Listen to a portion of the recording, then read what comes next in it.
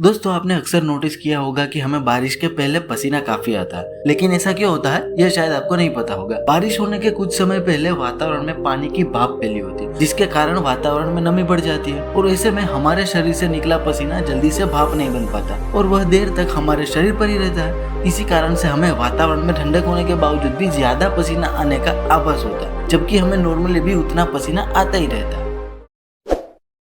तो करना